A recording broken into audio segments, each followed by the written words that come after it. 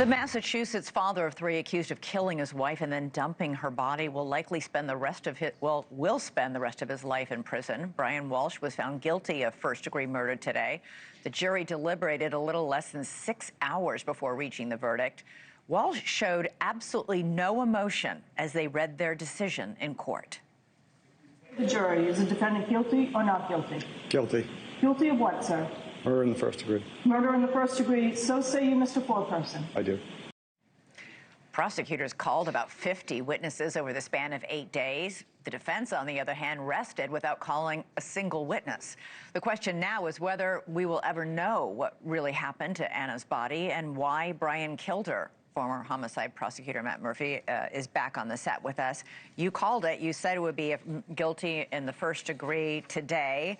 And zero emotion from him, like he expected it, although anybody watching that trial expected it. Well, it's because he knew exactly what he did. And he put his defense lawyers in a tough spot, I think, because behind the scenes, when the defense lawyer got out and gave an opening where he described this scene where supposedly it's not true, but he panicked. He woke up, my wife died. Causes. I woke up, she was dead. I panicked, so I chopped her up. Right. Well, which is what anybody does when a loved one dies suddenly. It's absurd, and the only chance the defense lawyers had of actually selling that to the jury was if Brian Walsh testified. Right. And he didn't do it. He got cold feet, and he put them up against it. I got to compliment the prosecution here. They were very workmanlike in their presentation. Sometimes from a viewer standpoint, that can be kind of boring, but this is where it really pays off. They got the vast majority of domestic violence homicides are second-degree murders, but this helps on appeal. The jury clearly, they found him guilty of first degree, and I actually corrected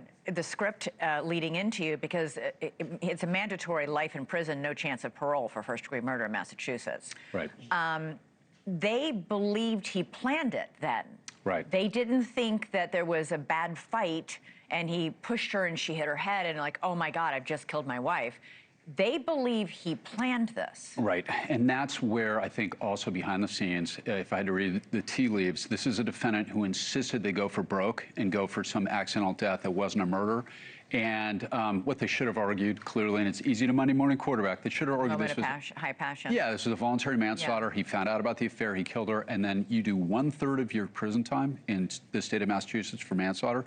He would have gotten a parole hearing in 7 years minus the time he already spent in custody. By the way, if you're going to do something like that, maybe note to self: don't Google how to chop up a body and how to saw up a body, and then say, I didn't do that search. Maybe it was my kids who were ages 2, 4, and 6. No, and that's the real tragedy here. I mean, it's horrible when anybody gets murdered, but you got 3 kids that, it's my understanding, are in foster care now. So yes. Whenever somebody murders their spouse like this, and women and men both do it, they orphan their own kids, and that's the worst part about it. Yeah, that is worth noting, because I don't know, I'm a mom, and I've been wondering all along, where are the kids? They're in foster care. Her family is in Serbia.